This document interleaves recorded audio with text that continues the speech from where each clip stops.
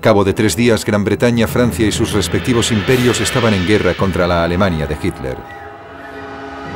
Y Luxemburgo estaban situados entre las mayores potencias implicadas en la guerra y también estaban armados y dispuestos a luchar por su neutralidad. Otros, como Dinamarca y los países de la península escandinava, Finlandia, Suecia y Noruega, estaban lo bastante lejos de los posibles campos de batalla para esperar poder evitar que les arrastrasen al conflicto. Pero esas esperanzas serían vanas. Escandinavia era muy importante tanto para la Unión Soviética como para Alemania. La frontera sudeste de Finlandia estaba apenas a 32 kilómetros de Leningrado. Si Finlandia no conseguía convencer al líder soviético por reforzar las garantías de la neutralidad de este país. Por su parte, Finlandia no tenía deseo alguno de convertirse en un satélite de la Unión Soviética y había recurrido primero a sus vecinos escandinavos, particularmente a Suecia, buscando apoyo en el caso de una confrontación. Citó al primer ministro de Estonia a Moscú, una invitación que extendió también a Letonia y Lituania durante la primera semana de octubre. El resultado fue que todos esos países se embarcaron en tratados de ayuda a la Unión Soviética, que prácticamente significaban una anexión al Imperio Soviético. Se envió una invitación similar a Helsinki el 5 de octubre. La Unión Soviética exigía que Finlandia cediese algunas islas del Golfo de Finlandia, prestase la península de Han. En otoño de 1939, Joseph Stalin se hallaba en el momento álgido de su poder. Desde la muerte de Lenin en 1924, el secretario del partido, que siempre había sido un empleado gris y que el proletariado finlandés se alzaría y daría la bienvenida a los soldados soviéticos como sus salvadores. Stalin esperaba que sus ejércitos ocupasen Finlandia. Mirando al sudeste desde Helsinki, el militar más importante y experimentado de Finlandia, el barón Carl Gustaf Mannerheim, esperaba más o menos lo mismo. Se había pasado el otoño de 1939 suplicando al gobierno civil que se tomara en serio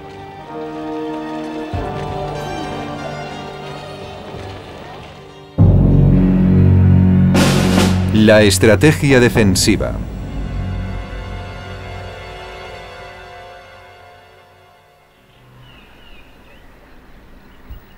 La estrategia de Finlandia consistía en reforzar las zonas defensivas naturales del terreno finlandés mediante fortificaciones. La frontera de 1000 kilómetros de longitud podía ser cruzada fácilmente, pero los invasores encontrarían su avance reforzado en todo el ancho del istmo, sistema defensivo que era más fuerte en los flancos, donde además recibía la protección de la artillería costera fija. La parte más peligrosa de la línea estaba a medio camino entre Viipuri y Leningrado, donde 2 importantes carreteras atravesaban el pueblo de Suma y se dirigían al pueblo de Lahde. Los finlandeses dispusieron amplios campos de alambradas y enterraron miles de minas por las rutas más probables. Todo el istmo de Karelia quedó cubierto también por una línea de obstáculos antitanque de entre 5 y 7 hileras de profundidad, con enormes monolitos de granito que se habían hundido en la tierra. Aunque no se podía comparar con las líneas Maginot o Siegfried, era mejor que nada. Mannerheim pensaba que con un poco de suerte podía detener a los soviéticos durante una semana o 10 días. Las fuerzas soviéticas.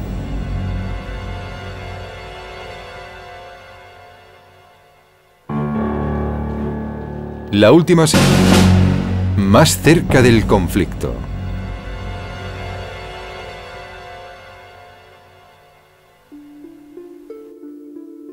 Al mando de las operaciones contra Finlandia estaba el general K.N. Merezhkov.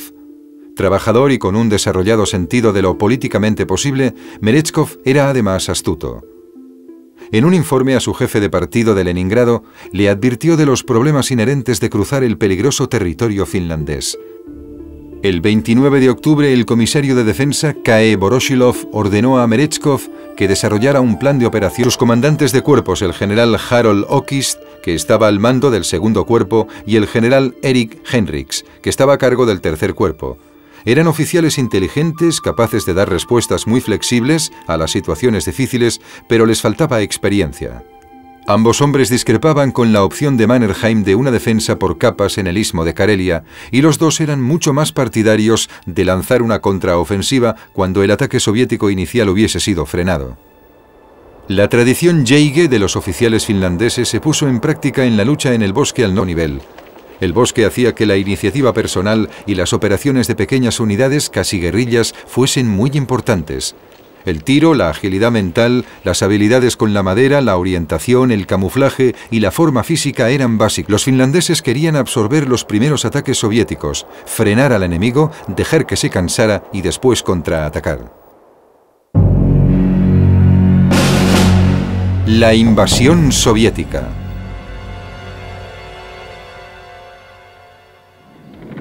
Tras una cortina de humo. Las baterías finlandesas atacaron entonces al Kirov y ya creía que la zona tapón era demasiado arriesgada para las poco entrenadas tropas finlandesas y ofreció su dimisión, que Mannerheim se negó a aceptar. Si los soviéticos hubiesen llegado en ese momento, entre las filas finlandesas se habría desencadenado un sistema de carreteras y ferrocarriles en buen estado recorría la costa norte del lago, y por ahí avanzaban 3 divisiones soviéticas, muchas más de las que Mannerheim había creído que podrían apoyar logísticamente. Allí no había línea defensiva. Las tropas de defensa, el cuarto cuerpo finlandés, demasiado débil para resistir, tuvo que recurrir a una defensa móvil. Los zapadores finlandeses volaron un dique del lago Suyavi a 16 kilómetros al noreste de Ladoga que inundó la línea de avance soviética durante algunas horas antes de que el agua se congelase. El 3 de diciembre, los finlandeses intentaron contraatacar, pero la repentina aparición de tanques rusos les detuvo en seco. Se retiraron rápidamente y regresaron a la orilla occidental del río Aitajoki. El gobierno y experimentados militares estaban desesperados. Un comandante más joven y con menos experiencia habría sucumbido ante el pánico. Pero se trataba de la quinta guerra de Mannerheim y en todas partes, los soviéticos no habían conseguido romper sus líneas. Mannerheim reaccionó rápidamente. Reemplazó al comandante del cuarto cuerpo que había sido incapaz de evitar el desastre del norte del lago Ladoga por el general de división Woldemar Haglund, un veterano del 27º Jägers. Reorganizó sus pocos recursos, reforzando el cuarto cuerpo al norte del lago Ladoga y Suomusalmi. Pero mantuvo la mayoría de sus reservas concentradas en el istmo de Karelia. Finlandia podía ceder terreno en cualquier lugar menos allí. Siguieron enviando unidades hacia la trampa. No entendían la estrategia de Merezhkov, que era aceptar una gran cantidad de bajas para que los finlandeses se embarcaran en una batalla de desgaste y alejaran sus fuerzas de Suma.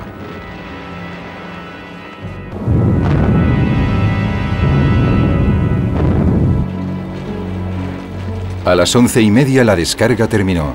Tanques soviéticos acompañados de infantería empezaron a avanzar.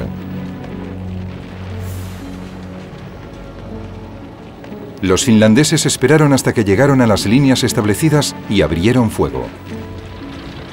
La metralla atravesó la densa infantería soviética mientras alcanzaba un tanque tras otro. En 5 minutos detuvieron el avance de los soviéticos y después les obligaron a retirarse. Merezhkov envió otras 2 divisiones a la batalla y reforzó la artillería hasta las 84 baterías.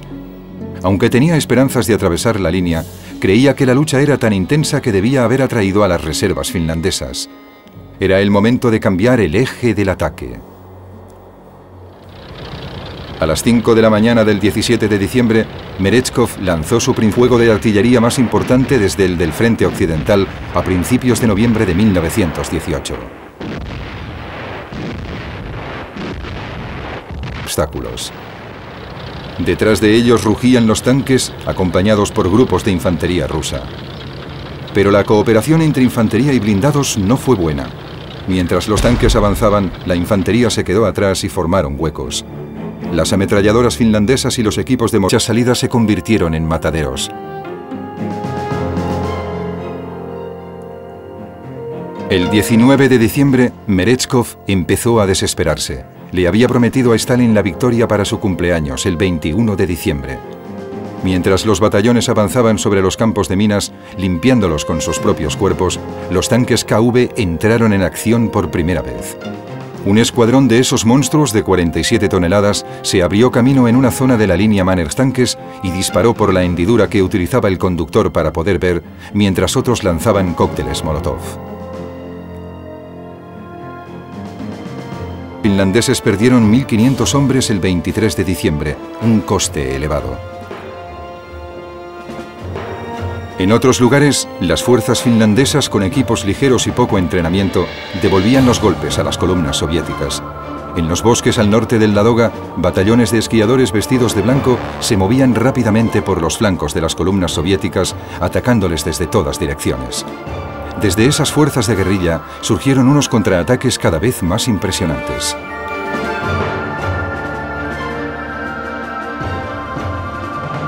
Fuerzas del pasillo Tolbayarvi y Lomansi fueron designadas como Grupo Talvela. El coronel debía conducirlas hacia el norte y estabilizar la situación. Pero era más fácil decirlo que hacerlo. Cuando Talvela llegó al frente encontró a los finlandeses asustados, desmoralizados y listos para retroceder. Talvela actuó rápido mientras oían cómo los rusos se mataban entre sí. El éxito del ataque devolvió el ánimo a los finlandeses. Al día siguiente, 8 de diciembre, una fuerza que operaba en el norte al mando del coronel Par Elkom emboscó a un batallón ruso que intentaba salir de una ciénaga helada y lo aniquiló. Tras ese éxito, Talvela se sintió confiado y ordenó un contraataque general. Durante los 2 días siguientes, los finlandeses siguieron atacando los flancos de las unidades rusas.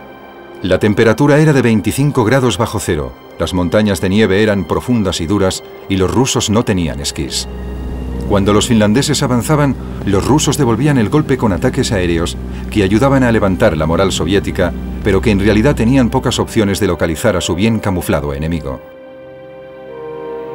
El 21 de diciembre por la noche, 2 compañías finlandesas cruzaron el hielo del lago Tolbayarvi para atacar Oglajärvi desde el norte. Desde la tarde, los rusos se retiraron.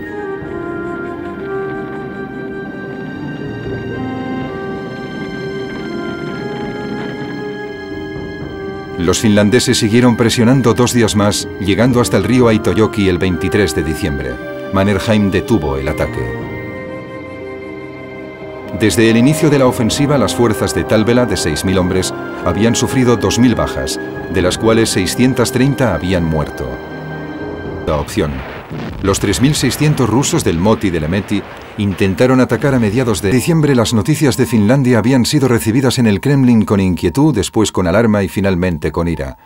A finales de diciembre, Stalin se reunió con sus jefes militares. Estaba al corriente de que el mundo comparaba su frente noroeste, abrió fuego y lanzó 300.000 proyectiles sobre las posiciones finlandesas durante las primeras 24 horas. Solo en el sector de Suma llovieron 400 proyectiles por minuto. La aviación finlandesa y las señales de radio interceptadas revelaron que los soviéticos estaban llevando artillería y grandes cantidades de munición para nuevos bombardeos. Las defensas de la posición intermedia eran más débiles que las de la línea Mannerheim. El mariscal no quiso dejar a sus soldados en una posición en la que serían masacrados. Entre el 27 y el 28 de febrero, los finlandeses se retiraron a una tercera posición, la línea de reserva, para que los proyectiles de Timoshenko cayeran sobre trincheras vacías. Mannerheim había salvado a su ejército, pero se hallaba en su última línea defensiva. El 2 de marzo, Timoshenko tenía 30 divisiones apoyadas por 1.200 tanques y muchos vehículos blindados, además de 2.000 aviones. Un día después, hombres y máquinas del 28º Cuerpo Soviético atacaron a través del hielo del Golfo de Finlandia. Sufrieron numerosas bajas debido a los ataques aéreos y de artillería, pero consiguieron establecer 2 cabezas de playa al oeste de Viipuri, superando por los flancos la última línea defensiva finlandesa. Mannerheim, que estaba gravemente enfermo, sabía que cualquier retraso en la evacuación de Viipuri podía ser fatal. Si pudiera resistir hasta el deshielo, apenas una semana después, los cañones y los tanques rusos se hundirían en las aguas pantanosas. Fue uno de los más fríos y largos del siglo XX. La intervención extranjera era tan improbable como la pronta llegada de la primavera. Recibieron ayuda de otros países europeos y de Estados Unidos, pero estaban a punto de aceptar las exigencias rusas cuando llegó un mensaje urgente desde París. El gobierno francés pedía a Finlandia que siguiera luchando y prometía enviar inmediatamente 50.000 soldados y 100 bombarderos. Con esa promesa, los finlandeses rechazaron la oferta de Moscú. Pero Oslo y Estocolmo no lo iban a permitir. Como la perspectiva del deshielo, la promesa de una intervención extranjera hizo que los finlandeses aguantasen. La noche del 7 al 8 de marzo, los rusos expandieron su cabeza de playa a la costa del Golfo y llevaron sus condiciones rusas y el 13 de marzo se firmó un alto el fuego en Moscú que le dio a Stalin todo lo que deseaba. Acciones de la guerra e inició un programa de reformas radicales. Justo a tiempo. Decidió rescatarles, aunque para ello tuviera que violar la neutralidad noruega. Los destructores británicos persiguieron al Almark hasta un estrecho fiordo cerca de Stavanger. Y siguiendo las órdenes de Churchill, los Blue Jackets lo abordaron y liberaron a los prisioneros. Lord Halifax estaba escandalizado. Pero Gran Bretaña cerró filas en torno a Churchill. Ese mismo día, Hitler ordenó que un Oberkommando der Wehrmacht, un OKW, empezase a trabajar en el Studie Nord, un plan de contingencia para la ocupación de Noruega. Günther Lütjens, comandante de la flota alemana, debía implementar el Weserübung. Lütjens, que había servido en escuadrones de barcos pequeños de Noruega: Oslo, Stavanger, Bergen, Trondheim y Narvik. Aunque no era tan detallado como el plan del OKW, el concepto de Falkenhorst era muy similar. Hitler lo aprobó inmediatamente. Para facilitar la cooperación entre servicios, Falkenhorst trabajaba directamente para Hitler, en lugar de hacerlo para el jefe del Estado militar. La rivalidad entre servicios no desapareció del todo, pero ningún país en el mundo podría haber igualado la eficacia de dicha cooperación. El subordinado más famoso de Falkenhorst era el general. Se convirtió en uno de los principales informadores de Hitler en el Reichswehr. Falkenhorst encargó a su división la captura de Narvik, más cerca de Scapa Flow que ninguna otra base.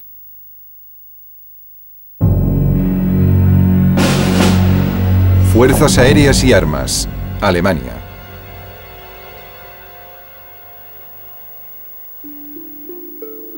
El Weserübung exigiría que se destinara el grueso de la marina alemana: 2 cruceros de guerra, 2 viejos acorazados, un acorazado ligero, 2 cruceros pesados, 4 cruceros ligeros, 14 destructores, 20 torpederos, 50 dragaminas y 31 submarinos.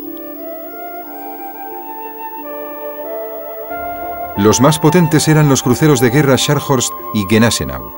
Tenían un desplazamiento de 31.800 toneladas y contenían un armamento principal de 9 cañones de 280 milímetros, demasiado pequeños para barcos de ese tamaño, superados por los cañones de 380 y 406 milímetros de muchos buques de guerra británicos. Sin embargo, estaban bien.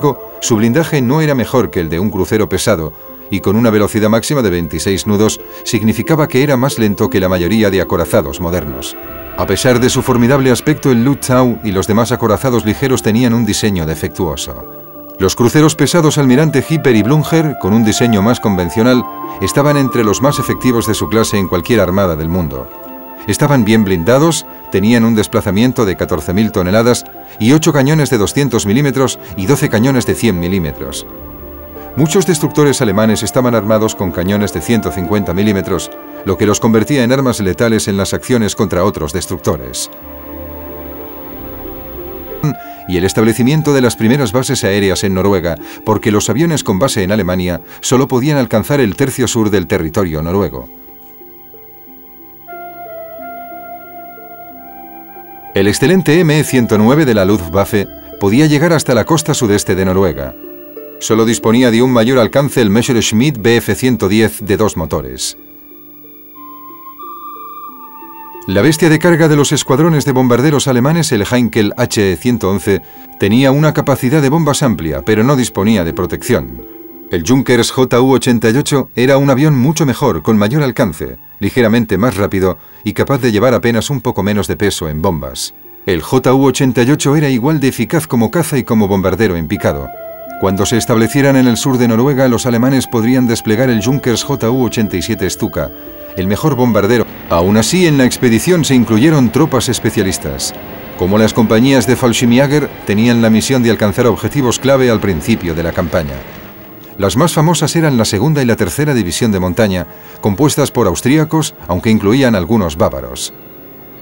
La segunda división de montaña con base en los noruegos sabían que solo podían fingir resistencia y ganar el tiempo suficiente para que los británicos interviniesen. La Marina tenía pocos aviones para patrullar sus aguas territoriales, mientras que la fuerza en Narvik.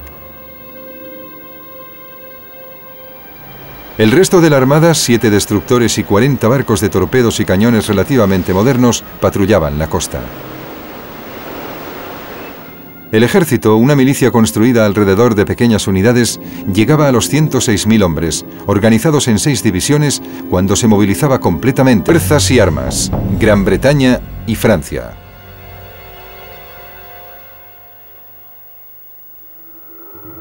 ...450 kilómetros al oeste estaba Scapa Flow, la base más importante de la flota británica. Durante la primavera de 1940, dicha flota se componía de 14 acorazados y cruceros de combate, 24 cruceros pesados y ligeros, unos 60 destructores y 50 submarinos. La flota también tenía 4 portaaviones, el Eagle, el Hermes, el Furious y el Ark Royal.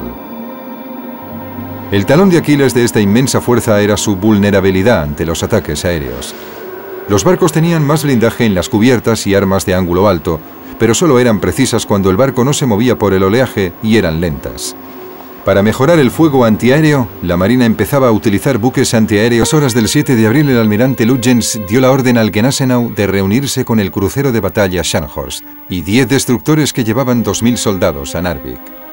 En el mar también navegaban el crucero pesado almirante Hipper y 4 destructores con 1.700 soldados para Narvik. Se dirigieron hacia el norte con un tiempo que iba empeorando constantemente. Afectados por una tormenta del oeste, los destructores tenían serias dificultades para mantener los 26 nudos establecidos por el Gneisenau. Al alba del día 8, 3 de los destructores se habían separado del alemanes, habían virado hacia el oeste. Pronto llegaría una aparente confirmación. Durante la tarde, el grupo Trondheim alemán había llegado a su objetivo, Puente Bordingborg, la puerta de Copenhague.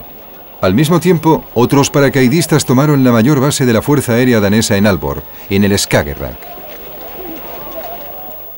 Se produjo otro golpe y algunos de los paracaidistas pudieran llegar a tierra, recoger sus armas y formar unidades de asalto.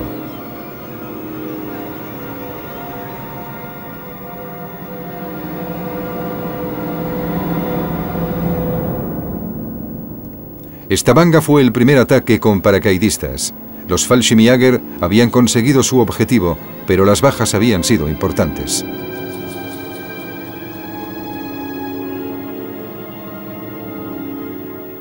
En toda la costa noruega, las fuerzas Anfluger, acompañado por el acorazado ligero Lützow, el crucero Emden y 13 barcos más pequeños, entró en el Oslofjord sobre las 4.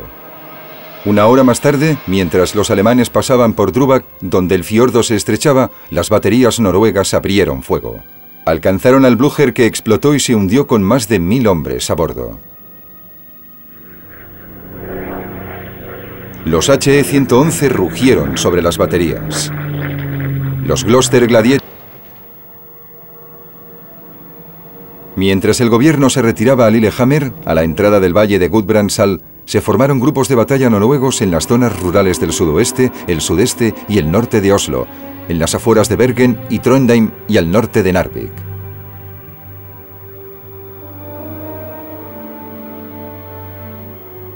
Mientras tanto, los alemanes llevaron refuerzos. Los submarinos aliados de Skagerrak torpedearon varios barcos, pero muchos consiguieron pasar. Además, los aviones de transporte Ju-52 realizaron miles de misiones, llevando casi 30.000 soldados y grandes cantidades de suministros urgentes en el mayor movimiento de fuerzas por aire que el mundo había visto hasta entonces. Utilizando transportes requisados, elementos de las divisiones 163 y 196 salieron de Oslo e hicieron retroceder a los resistentes noruegos hasta la frontera sueca, mientras otros iban hacia el norte. El 20 de abril, los alemanes estaban en contacto con las posiciones noruegas que cubrían Lillehammer, pero llegado a ese punto, los noruegos ya no luchaban solos.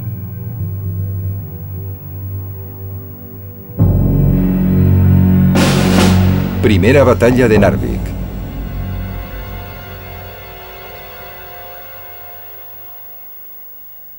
El asalto alemán sorprendió a Londres. Los planes británicos dependían de que los desembarcos no ofrecieran resistencia. Además, el 7 de abril, la Marina había desembarcado batallones destinados a Noruega, creando una gran confusión. Acosado por la indecisión, el gabinete decidió atacar Narvik. En la costa noruega, los británicos demostraban su superioridad naval.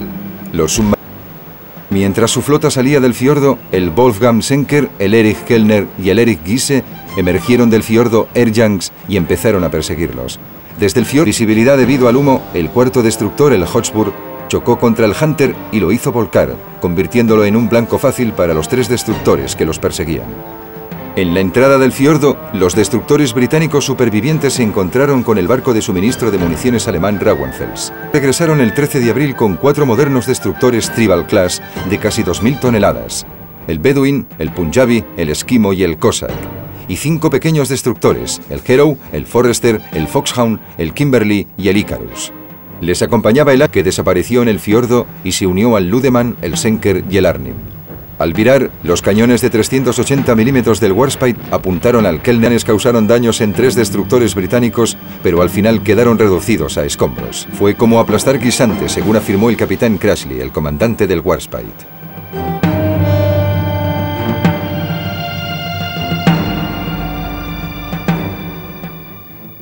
Al día siguiente, el general de división Mackenzie llegó a Harstad, la entrada de Besford, seguido por la 24ª Brigada de Guardias. El almirante Lord Cork también fue a tierra. El general y el almirante tenían órdenes diferentes. Mackenzie debía dirigir un asedio sin atacar Narvik hasta que la logística estuviese completamente preparada.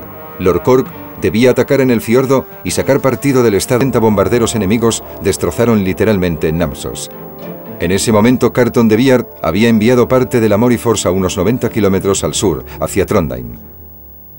La guardia avanzada, algunas compañías de la infantería ligera de Yorkshire, se aproximaba a Verdal, a apenas 60 kilómetros de Trondheim. El resto de la Moriforce se extendía hasta Namsos. Se fundía el hielo de los fiordos Beistad y del Trondheim. Eran obligados a ascender a las colinas boscosas debido a los ataques enemigos cada vez más certeros. Allí se dividieron en pequeños grupos más ágiles para cruzar los bosques y las montañas.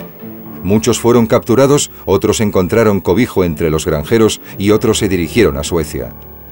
Unos pocos regresaron para aumentar la fuerza de la Brigada 148 hasta los 300 efectivos. Rugge, furioso, lo consideró una traición. Quería que las tropas noruegas también fuesen evacuadas, pero le dijeron que no había tiempo ni espacio en los transportes. Rugge y su cuartel general zarparon hacia Harstad, donde se harían con el mando de las fuerzas noruegas que luchaban en Narvik. El 26 de abril, los bombarderos alemanes redujeron Andalsnes a escombros. Los cruceros antiaéreos y los buques antiaéreos Bitter lanzó a 5.084 hombres sin perder ni una sola vida. En ese momento, Carton de Wiart evacuaba Namsos ante la amenaza de un ataque aéreo alemán. Su tarea fue más dura. El destructor Afridi se acercó para buscar supervivientes, pero también lo alcanzaron y se hundió en solo 20 minutos. Los cazadores alpinos supervivientes del Bison tuvieron que nadar para salvar su vida por segunda vez en menos de 3 horas. Esa noche suficiente. El 10 de mayo, Winston Churchill se convirtió en el primer ministro. Ese día, la Wehrmacht lanzó su mayor ofensiva contra los Países Bajos y Francia. Como esa ofensiva parecía cumplir los pronósticos aliados y como se había concentrado una gran fuerza en el norte de Noruega, Churchill exigió la toma de Narvik. La superioridad aliada era aplastante. 30.000 hombres contra los 4.000 de Dietl. Tenía un compromiso que subrayó sustituyendo a Mackenzie por el teniente general Claude Auchinleck, experto en la guerra de montaña en la frontera noroeste. Pero el 15 de mayo, la ofensiva alemana en Francia destruyó el frente francés en Sedan, anunciando la caída del ejército francés, la capitulación de Francia y posiblemente la invasión de las islas británicas. Noruega se había convertido de pronto en una distracción vergonzosa. El 23 de mayo, el gabinete de guerra británico decidió evacuar el norte de Noruega. Sin embargo, decidieron que antes de dicha evacuación habría que tomar Narvik. El ataque empezó la medianoche del 27 al 28 de mayo. Apoyados por un gran bombardeo, el primer batallón de la Legión extranjera y un batallón noruego cruzaron el fiordo Rombax para desembarcar al este de Narvik, en la playa Orneset. Allí recibieron el intenso fuego de una colina bien defendida, cuyo nombre en clave era Colina 457. Respaldados por el fuego naval, avanzaron lenta pero metódicamente hacia las posiciones alemanas. Al mismo tiempo, un batallón polaco atacó el pueblo de Ankers, kilómetro y medio al sur de Narvik, al otro lado del fiordo. A las 4 de la mañana llegó la Luftwaffe, que causó daños. De la RAF ya estaban sobre Narvik e hicieron desaparecer a la Luftwaffe. Unidades francesas, polacas y noruegas entraron en la batalla. Desde detrás sobre los buques de guerra alemanes, disparando sus torpedos. El fuego alemán los hundió a los dos, pero un torpedo de la casta alcanzó al Scharnhorst, que tuvo que avanzar penosamente hasta Trondheim. Para la marina, en cambio, la actuación de los aliados había sido absolutamente inepta. No fue porque los anticuados comandantes británicos no pudieran adaptarse a una nueva. En Noruega convirtió a Winston Churchill en el líder de Gran Bretaña, plantando las semillas de la futura destrucción del Tercer Reich.